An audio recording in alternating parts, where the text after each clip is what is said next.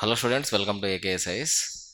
Today we will discuss about economy this week series from September 8 to 14 to 21. So this economy this week will be useful for your APPSC, TGPSC and also UPSC, especially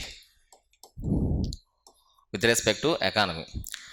So this week we have discussed 4 articles regarding.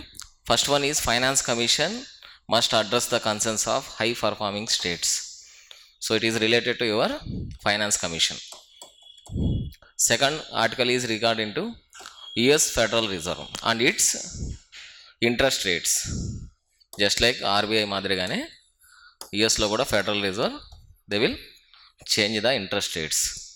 And third one is GST Council reforms group of మినిస్టర్స్ని constitute చేసింది for the insurance products గురించి, especially tax రేట్ని review చేయడానికి. ఇండియాలో ఉన్న tax rate systems ఏవైతే ఉన్నాయో అవన్నీ రివ్యూ చేయడానికి, ఎస్పెషల్లీ ఇన్సూరెన్స్ ప్రోడక్ట్స్ గురించి.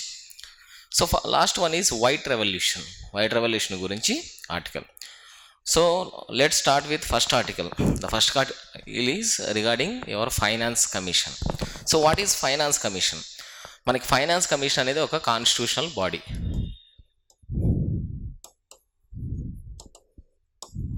అండర్ ఆర్టికల్ 280 ప్రెసిడెంట్ కాన్స్టిట్యూట్ చేస్తారు each and every 5 years. Before కూడా ఇఫ్ నెసెసరీ ఫైనాన్స్ కమిషన్ అనేది కాన్స్టిట్యూట్ చేస్తారు. అయితే ఇక్కడ according to this article, most of the times especially if you take India's case, southern states ఏవైతే ఉన్నాయో ఈ సదరన్ స్టేట్స్ అన్నీ కూడా పర్ క్యాపిటల్ ఇన్కమ్ అలాగే GSDP gross state domestic product, ఈ రెండు కూడా most of the times southern స్టేట్స్లో చాలా ఎక్కువ. At the same time tax contribution to the union government, ఇది కూడా కాంపోనెంట్ ఎక్కువ. అయితే ఇక్కడ ఆర్టికల్లో డిస్కస్ చేసేదాని ప్రకారం most of the tax revenues under the finance commission, whether it is 14th కావచ్చు లేదా 15th ఆర్ 16th, అంటే 16th ఇంకా అక్టోబర్ 2025లో మనకి రిపోర్ట్ రిలీజ్ చేస్తారు. Just now terms of reference మాత్రమే ఇచ్చారు, ఎంత tax devolution to the state గవర్నమెంట్స్కి ఇవ్వాలనేది. So obviously state governments are expecting 49% or 50%. అంటే సెంట్రల్ గవర్నమెంట్ నుంచి వర్టికల్ ట్యాక్స్ ఏదైతే ఉందో ఈ వర్టికల్ ట్యాక్స్ అనేది 49% ఇవ్వాలనేది చాలా యొక్క స్టేట్స్ డిమాండ్. అయితే ఇక్కడ ఈ ఫైనాన్స్ కమిషన్ కూడా మనకి మేజర్గా ట్యాక్స్ డెవల్యూషన్ కోసమే ఎస్టాబ్లిష్ చేయబడింది కదా. ఫైనాన్స్ కమిషన్ యొక్క మేజర్ డ్యూటీ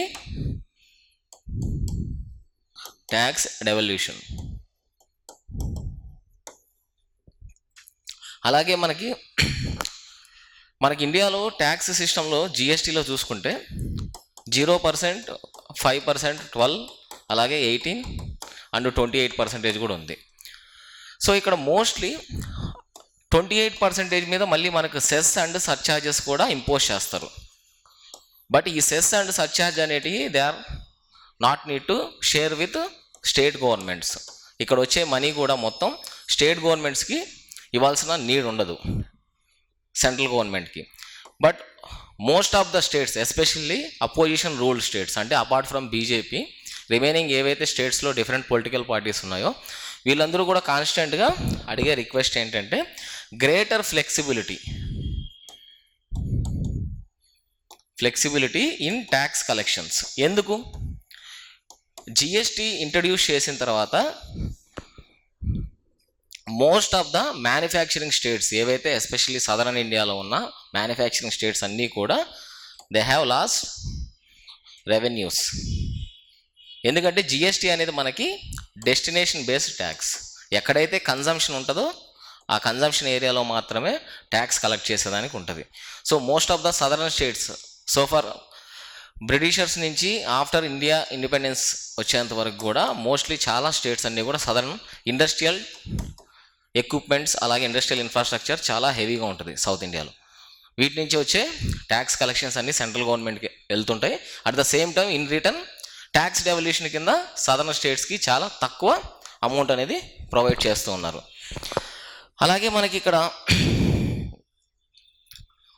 ఇంకొక ఇష్యూ ఏమవుతుందంటే, whenever there is any calamities, ఏవైనా ఇష్యూస్ అంటే జస్ట్ లైక్ ఇప్పుడు మనకి కేరళలో ఫ్లడ్స్ వచ్చాయి.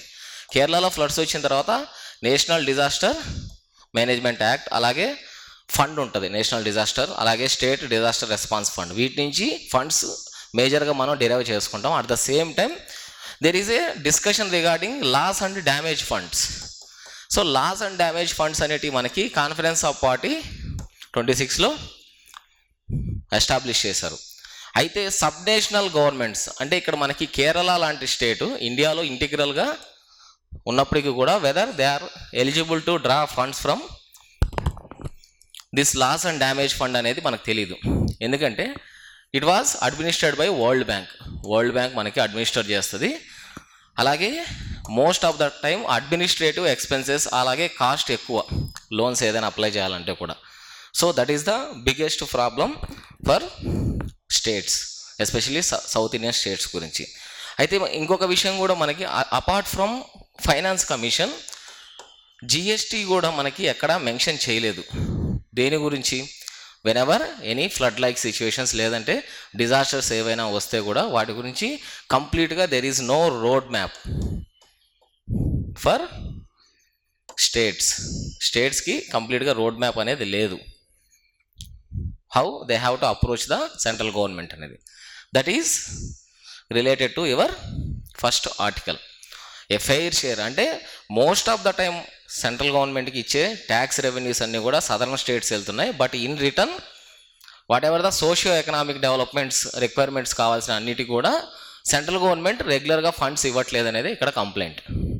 సో మీకు ఎగ్జాంపుల్ తీసుకుంటే కేరళలో ఒక పోర్ట్ ఒకటి ఉంది, విజయం పోర్ట్. అలాగే బెంగళూరు మెట్రోకి సంబంధించింది, అలాగే చెన్నై మెట్రో ప్రాజెక్ట్కి సంబంధించింది. These are constantly struggling to raise the funds.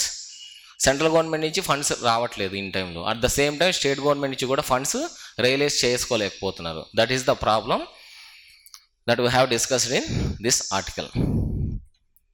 Coming to the next article, US Fed slashes interest rates by 50 basis point in first cut since 2020.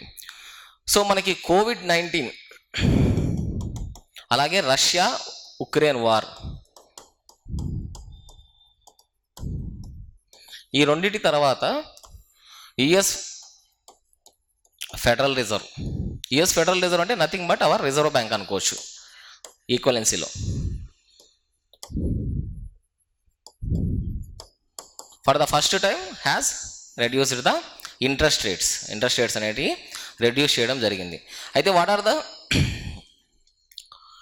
Issues regarding these federal reserve అని చూసుకుంటే, అంటే mostly India లాంటి కేసెస్లో especially developing నేషన్స్లో what are the consequences. ఇప్పుడు ఇలా మనం interest rates తగ్గించిన తర్వాత US fed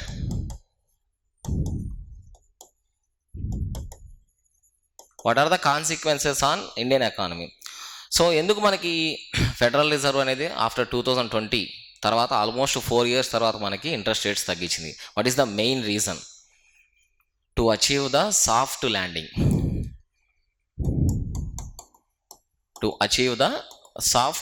what is soft landing?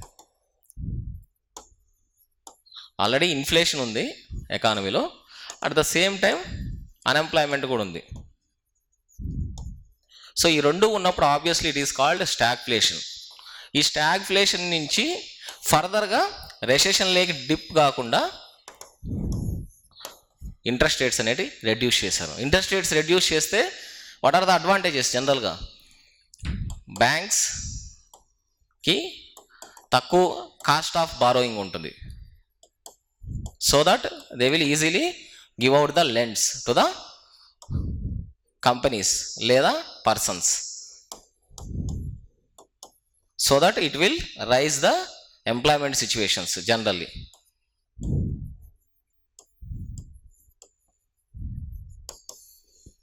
That is the main intention behind US federal reserve. అయితే what are the impacts on India?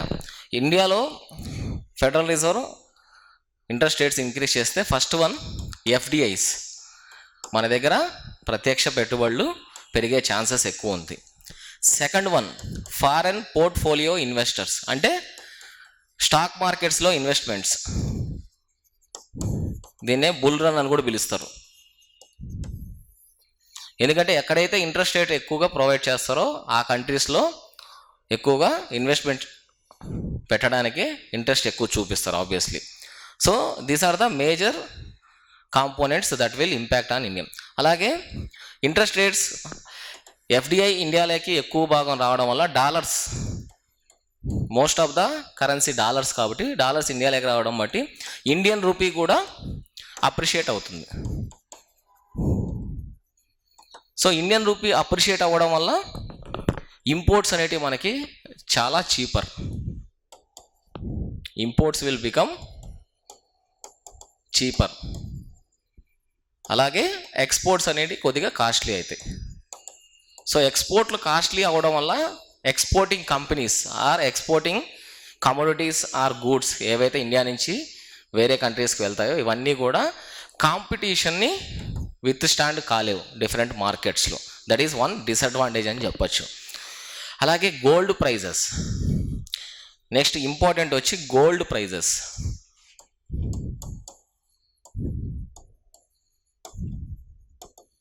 Gold prices increase అయ్యే chances ఉంది. ఎందుకు? So let suppose USA interest rates తగ్గించింది. So obviously అక్కడున్న treasury bills అంటే fixed investments, ఈ fixed investments మీద obviously they are expecting very low yield. So very low yield కాబట్టి obviously they will choose another investment portfolio that is gold. Gold మీద ఎక్కువగా purchase చేయడానికి interest చూపిస్తారు కాబట్టి ఆబ్వియస్లీ గోల్డ్ అనేది మనకు లిమిటెడ్గా ఉంటుంది కదా. So obviously the prices of gold will be increased. That is also one of the impact. అలాగే మనకి it will also lead to driving global growth. ఏ విధంగా గ్లోబల్ గ్రోత్? యుఎస్లో ఇంట్రెస్ట్ రేట్స్ తగ్గించడం వల్ల డిఫరెంట్ కంట్రీస్ నుంచి జస్ట్ లైక్ మనకి currency carry trade అని పిలుస్తారు. కరెన్సీ క్యారీ ట్రేడ్ అంటే నథింగ్ బట్ ఎక్కడైతే ఇంట్రెస్ట్ రేట్స్ తక్కువ ఉంటాయో అక్కడి నుంచి లోన్స్ తీసుకుంటారు. Mostly they will be invested in high returns, ఎక్కడైతే వస్తాయో ఆ హై రిటర్న్స్లో ఇన్వెస్ట్మెంట్ చేసుకుంటారు. So mostly currency carry trade అనేది మనకి జపాన్ కానీ సౌత్ కొరియా కానీ ఇటువంటి కంట్రీస్లో కరెన్సీ క్యారీ ట్రేడ్ అనేది ఉంటుంది. Because of that reason also యుఎస్లో ఇంట్రెస్ట్ రేట్స్ డిక్రీజ్ చేయడం వల్ల గ్లోబల్ గ్రోత్ అనేది కూడా డ్రైవ్ అయ్యే ఛాన్స్ ఉంది. ఎందుకంటే అక్కడి నుంచి మనీ ఏదైతే తక్కువ ఇంట్రెస్ట్ రేట్ తీసుకొని డిఫరెంట్ కంట్రీస్లో in the form of FDI కావచ్చు లేదంటే ఎఫ్పిఐ కావచ్చు, వాట్ ఎవర్ ద పోర్ట్ఫోలియో, అవి రెండిట్లో కూడా ఇన్వెస్ట్మెంట్ చేసుకోవచ్చు. That is also one impact. Next one is emerging మార్కెట్స్లో ఇన్ఫ్లోస్ ఎక్కువ అవుతాయి. ఆల్రెడీ మనం డిస్కస్ చేసుకున్నాం. ఎమర్జింగ్ మార్కెట్స్ అంటే just like if you take an example of India లాంటి కంట్రీస్లో తీసుకుంటే, ఎందుకంటే ఆబ్వియస్లీ ట్రెజరీ బిల్స్ యుఎస్లో ఇష్యూ చేసే ట్రెజరీ బిల్స్ మీద ఈల్డ్ అనేది వెరీ లో ఉంటుంది. సో ఆబ్వియస్లీ లో ఉన్నప్పుడు ఎక్కడైతే ఈల్డ్ ఎక్కువగా ఉంటుందో అంటే ప్రాఫిట్స్ అంటే కూపన్ రేట్స్ మీద ప్రాఫిట్స్ ఎక్కువ ఉంటుందో అక్కడ ఎక్కువగా ఇన్వెస్ట్ చేయడానికి ఇంట్రెస్ట్ చూపిస్తారు. This is the impact of US federal reserve. US federal reserve మనకి ఇంట్రెస్ట్ రేట్స్ డిక్రీజ్ చేయడం వల్ల these are the impacts. That is the second article. Next coming to the third article, GST council forms group of ministers to review tax rate on ఇన్సూరెన్స్కి సంబంధించి tax రేట్ని review చేయడానికి ఒక council group of మినిస్టర్స్ని assign చేసింది. And it should be given the report by October 30. So what is this GST council? GST council అనేది మనకి ఒక కాన్స్టిట్యూషనల్ బాడీ.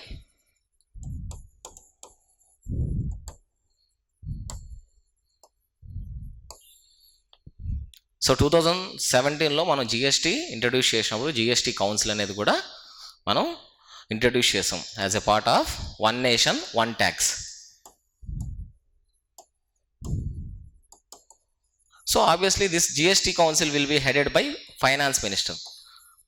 డిఫాల్ట్గా ఎవరైతే ఫైనాన్స్ మినిస్టర్స్ ఉంటారో వాళ్ళు జిఎస్టీ కౌన్సిల్ చైర్మన్గా వ్యవహరిస్తారు. అలాగే అన్ని స్టేట్స్కి సంబంధించి ఫైనాన్స్ మినిస్టర్స్ లేదంటే వాళ్ళ రిప్రజెంటేటివ్ మెంబర్స్ ఎవరైనా కూడా ఈ కౌన్సిల్లో పాల్గొనవచ్చు. అయితే ఇది మనకి జిఎస్టీ కౌన్సిల్ అనేది 279A కింద కాన్స్టిట్యూషన్లో మెన్షన్ చేయబడింది. What are the main responsibilities of GST council? GST కౌన్సిల్లో రెస్పాన్సిబిలిటీస్ ఏముంటాయి? First one is tax rate decisions. So ఇండియాలో ఉన్న ట్యాక్స్ రేట్స్ అన్నీ డెసిషన్స్ తీసుకోవాలంటే జిఎస్టీ కౌన్సిల్ తీసుకుంటుంది. సో రైట్ నౌ ఎక్సెప్ట్ 0% అని వదిలేస్తే రిమైనింగ్ 4 జిఎస్టీ రేట్స్ ఉన్నాయి కదా, ఇవన్నీ కూడా who will decide? They will decided by GST council. Second one వచ్చి మనకి జిఎస్టీ, అంటే జిఎస్టీలో కూడా మనకి డిఫరెంట్ స్టేట్స్కి డిఫరెంట్ స్పెషల్ ప్రొవిజన్స్, అంటే స్పెషల్ ప్రొవిజన్స్ కూడా ఇచ్చే రైట్స్ ఉన్నాయి వీటికి. స్పెషల్ ప్రొవిజన్స్ అంటే స్పెషల్ రేట్స్. అలాగే జిఎస్టీ కాంప్లియన్స్ అంటే జిఎస్టీని ఫాలో అవ్వడానికి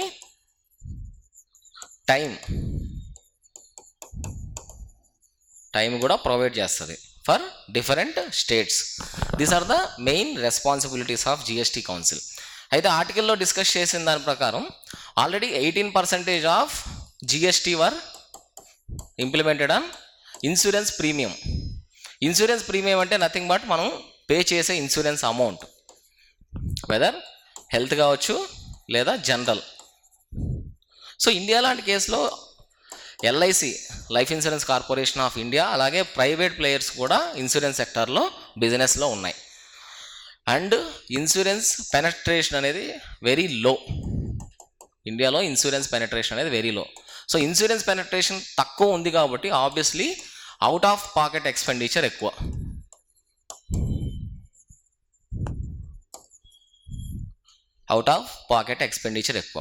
సో ఇక్కడ majority of the states issue ఏంటంటే most of the premiums collected by the different insurance companies are going to what's central government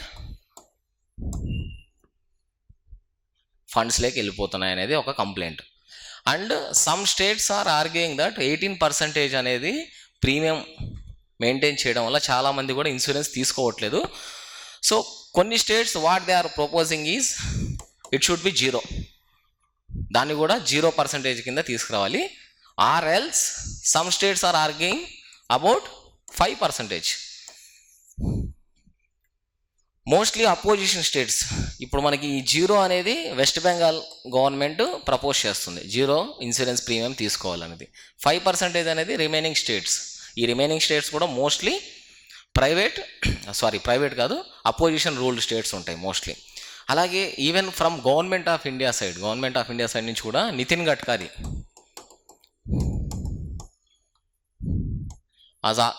has also advocating the ill effects of GST on premiums. Insurance premium మీద మనం ఇలా GST tax అనేది 18% తీసుకుంటే so that most of the life సంబంధించిన decision మీద uncertainties ఉంటాయి అన్నది ఒక strong comment.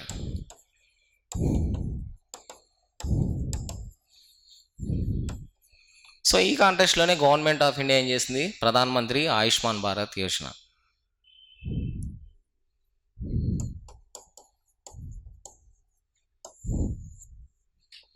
And it has been extended to 70 years above ఉన్న వాళ్ళకు కూడా ఇన్సూరెన్స్ కవరేజ్ ప్రొవైడ్ చేస్తున్నారు.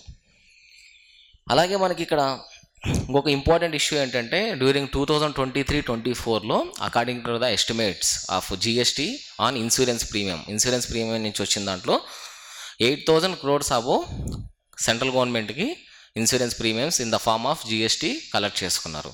అలాగే రీఇన్సూరెన్స్ కేటగిరీలో 1484 crores రూపీస్ సెంట్రల్ గవర్నమెంట్కి రీచ్ అయ్యాయి in the form of GST taxes.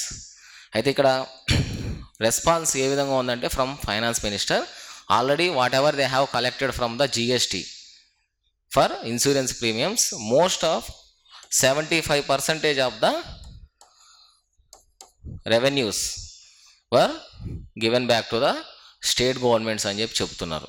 So that is the discussion on third article regarding GST council and group of ministers. ఈ group of ministers main యొక్క duty ఏంటంటే to review the GST rates in India.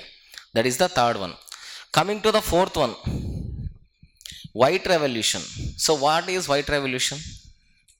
White revolution అనేది మనకి ఇండియాలో ఇప్పటివరకు 1960s నుంచి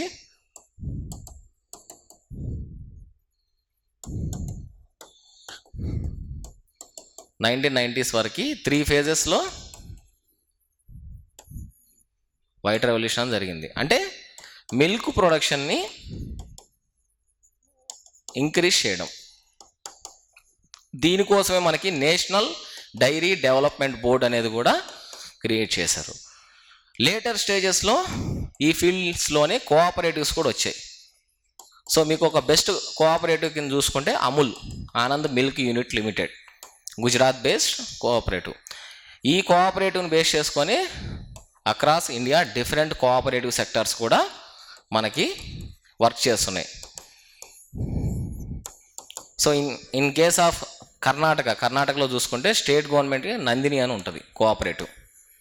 so what is the main intention of white revolution? ఇక్కడ milk production.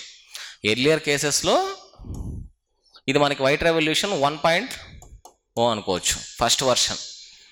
So రీసెంట్గా 2.0 స్టార్ట్ చేశారు. సో ఈ 2.0లో మేజర్గా ఫోకస్ చేసే ఏరియాస్ ఏంటంటే it is women centric. Women centric అంటే mostly primary agricultural credit societies, వీటికి ఎన్డీడీబీ ద్వారా లోన్స్ ప్రొవైడ్ చేసి ఉమెన్స్ని యాజ్ ఏ ఎంటర్ప్రెనర్స్గా ఎస్పెషల్లీ ఇన్ మిల్క్ ప్రొడక్షన్ ఇటువంటి దాంట్లో ఇన్వాల్వ్ చేయాలనేది major intention behind second version. అలాగే to fight the malnutrition, especially rural ఏరియాస్లో మ్యాల్ న్యూట్రిషన్ ప్రాబ్లం ఎక్కువ ఉంటుంది కాబట్టి వాటిని కూడా కంట్రోల్ చేయడానికి, రెడ్యూస్ చేయడానికి ఈ వైట్ రెవల్యూషన్ అని తీసుకొచ్చారు. అయితే ఇందులో భాగంగానే మనకి already 2 lakhs multipurpose primary agricultural societies అనే దాన్ని డెవలప్ చేశారు. సో వీటన్నిటికీ కూడా ఇంక్రిమెంటల్గా లోన్స్ ప్రొవైడ్ చేస్తారు, so that they will do the cooperative work. అయితే వాట్ ఆర్ ద ఆబ్జెక్టివ్స్? ఈ స్కీమ్ యొక్క ఆబ్జెక్టివ్స్ చూసుకుంటే as of now 660 lakhs litres per day నుంచి 1000 lakhs పర్ డే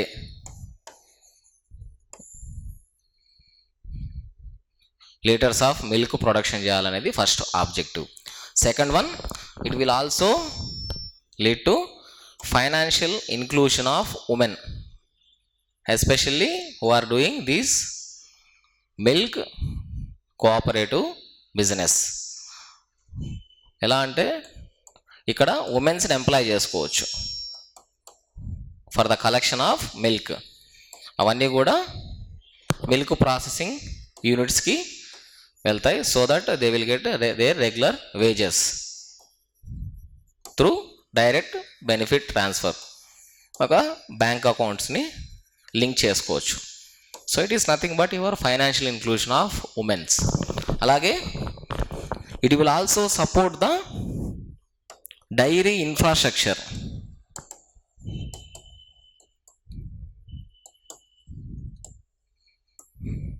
ఇక్కడ మనం డైరీ ఇన్ఫ్రాస్ట్రక్చర్ను కూడా ఇంక్రీజ్ చేసుకునే ఛాన్సెస్ ఉన్నాయి. అంటే డైరీ ఫార్మింగ్ కావచ్చు, లేదంటే మిల్క్ ప్రాసెసింగ్ యూనిట్స్ ఏవైతే ఉన్నాయో ఇవన్నీ కూడా త్రూ కోఆపరేటివ్ మోడల్లో ఇంక్రీజ్ చేసుకోవచ్చు. That is also one of the main objective. అలాగే ఇండియాలో ఇప్పటివరకు మిల్క్ ప్రొడక్షన్ అనేది వరల్డ్లో చూసుకుంటే ఇట్ ఈస్ ఫస్ట్ ప్లేస్లో ఉంది.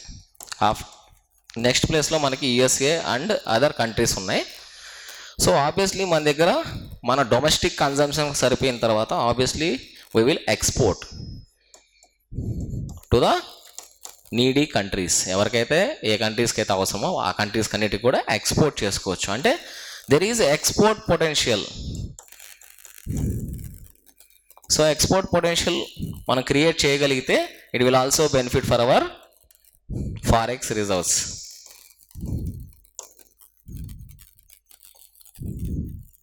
That is also one of the objective. అలాగే అండర్ మోస్ట్ ఇంపార్టెంట్ థింగ్ ఇందులో మనకి చూసుకుంటే రూపే కిసాన్ క్రెడిట్ కార్డ్స్ కూడా ప్రొవైడ్ చేస్తారు. RuPay Kisan credit cards for women's. అలాగే మైక్రో ఏటీఎంస్ని ఎస్టాబ్లిష్ చేస్తారు with the help of cooperative societies.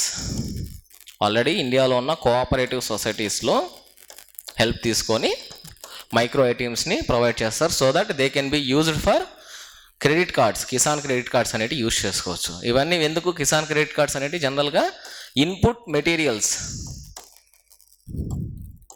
Are raw materials అని చెప్పచ్చు. రా మెటీరియల్స్ మనము తీసుకోవడానికి ఫర్ అగ్రికల్చర్ ఈ కిసాన్ క్రెడిట్ కార్డ్ అనేది యూజ్ చేసుకోవచ్చు. That is also one of the advantage of this scheme. అలాగే last one and most important thing about this scheme is computerization of పిఏసీస్.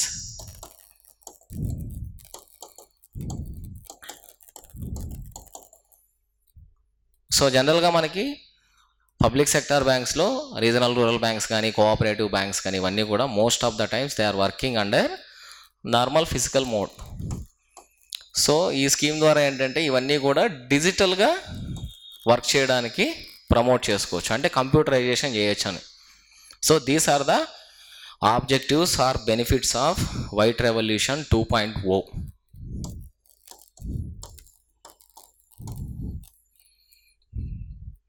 So these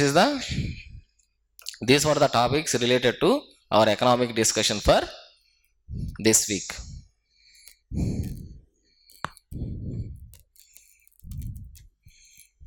For September 14 to 21.